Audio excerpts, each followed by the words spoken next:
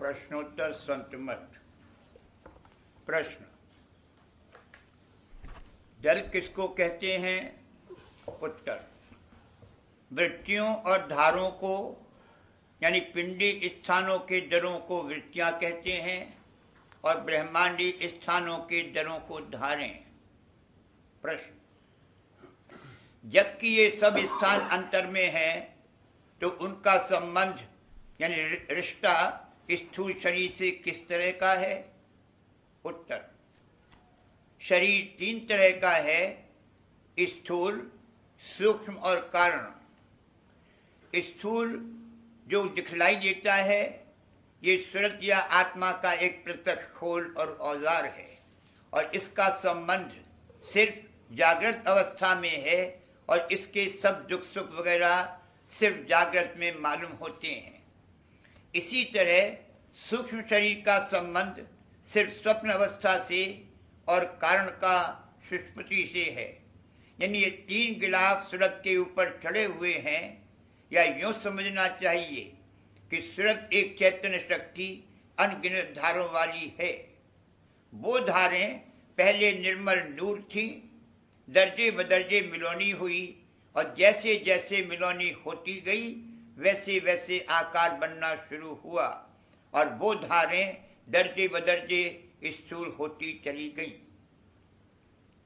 प्रश्न, इस बात को दृष्टांत से समझाइए। उत्तर, सूरत यानी रूह की बराबर सूक्ष्म या उसकी सी ताकत और बड़ाई वाली कोई चीज नहीं है। फिर भी सिर्फ समझ में आने के वास्ते पानी का दृष्टांत दिया जाता है। दृष्टांत का सिर्फ एक अंग लेना चाहिए। पानी पहले अति सूक्ष्म बल्कि अरूप था, फिर गैस रूप हुआ, फिर बादल और भाप बना और फिर मेह के सबब पृथ्वी पर आकर स्थूल रूप हो गया। बाजी जगह कीचड़ में मिलकर अति स्थूल रूप हो गया और बाजी जगह सर्दी के सबब बर्फ बनकर बिल्कुल बेहरकत और बेजान हो गया। और आम ये बात है कि बर्फ से बादल तक जुदा जुदा सूरतें बदलकर और जुदा जुदा ताकतें हासिल करके कभी रूप वाला और कभी अरूप हो जाता है। पर जब गैस या उससे ज्यादा बारीक हो जाता है तो अति बलवान होकर ऊंचे देश में जा समाता है। इसी तरह सूरत का कोई रूप नहीं है, पर मिलौनी होते होते और खोल चढ़ते चढ़ते उन खोलों का रूप दिखाई देता है और जितनी ज्यादा मिलौनी होती जाती है रूह की ताकत उन मिलौनियों में छिपती और समाती जाती है। और जब सूरत इन मिलौनियों के खोलों से प्रीत छोड़कर शब्द में प्रेम पूर्वक जुड़ेगी तो उसमें मानिंद उस अग्नि के कि जिसके ऊपर से राख हटा दी जाती है ऐसी ताकत पैदा होगी जिसके सबब जड़ चैतन्य की गांठ खोलकर और ब्रह्मांड को फोड़कर सत्यलोक और राधा स्वामी अनामी पद में जा पहुंचेगी और उस वक्त आवागमन से सच्चा छुटकारा होगा। प्रश्न, जड़ चैतन्य की गांठ किसको कहते हैं? उत्तर, मन, इंद्रियां, देह और सत्संसारी पदार्थ और भोग वगैरह जड़ हैं। सूरत यानी रूह चैतन्य है। त्रिकुटी के स्थान में इनकी मिलौनी शुरू हुई। उसी स्थान तक माया का असर है और उसी जगह जड़ चैतन्य की गांठ शुरू में बंधी है। उस जगह सूरत को जिन स्थानों में होकर वो नीचे उतरी है उन्हीं स्थानों में दर्जे बदर्जे अभ्यास की मदद से ऊपर की तरफ खींचकर ले जाने से त्रिकुटी में जड़ चैतन्य की गांठ खुल जावेगी। यानी माया के अंग उसी जगह या उसके नीचे रह जावेंगे, वहां से आगे नहीं जा सकते हैं। प्रश्न, सारे ब्रह्मांड का हमारे शरीर से संबंध और उसमें मौजूद होना किस तरह मुमकिन है?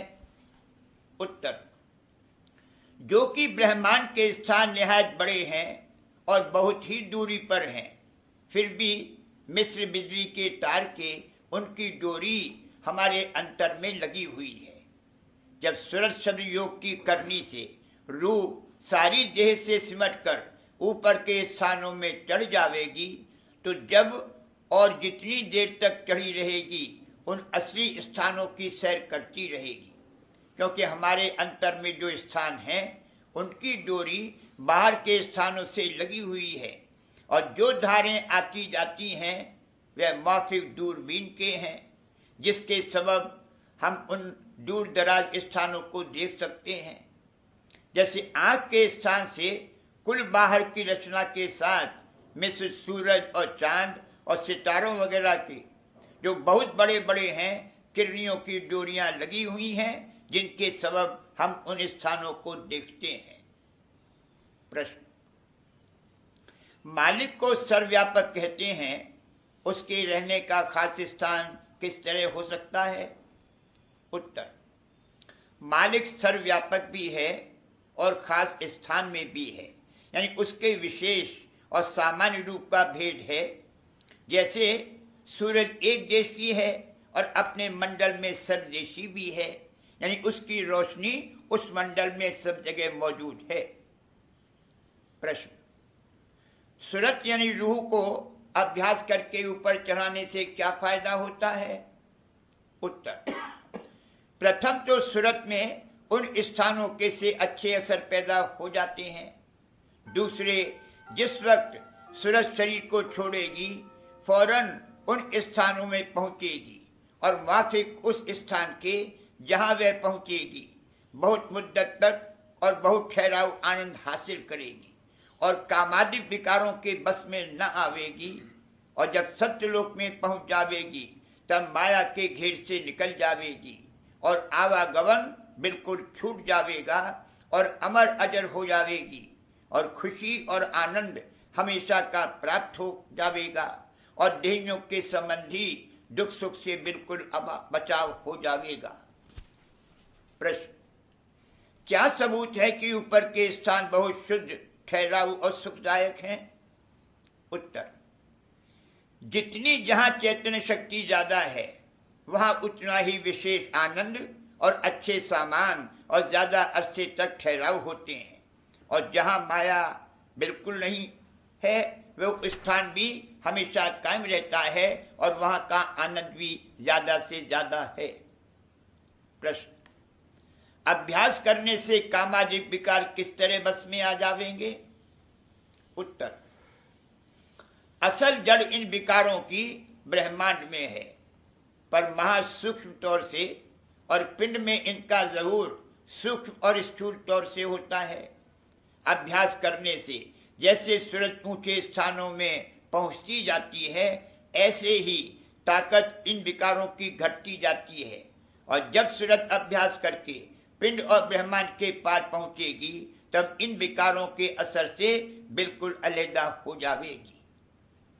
प्रश्न, जो अभ्यासी कामादिक विकारों को बस में कर लेते हैं उनकी क्या पहचान है?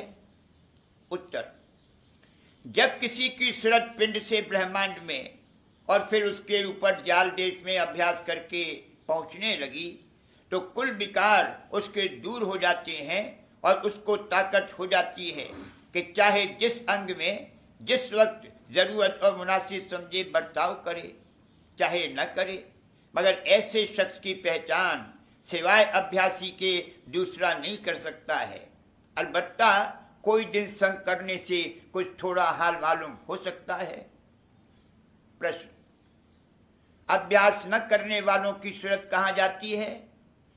उत्तर, जो अभ्यासी नहीं है उनकी सूरत आवागमन में रहकर 84 भोगती है, यानी उनकी रूह पिंड से निकलते ही पहले आकाश में पहुंचते पहुंचते संसार और देह की शुद्ध भूल जाती है और फिर माफिक अपनी जबरदस्त भावना या दृढ़ आशा के कर्मानुसार दूसरे शरीर में भेजी जाती है।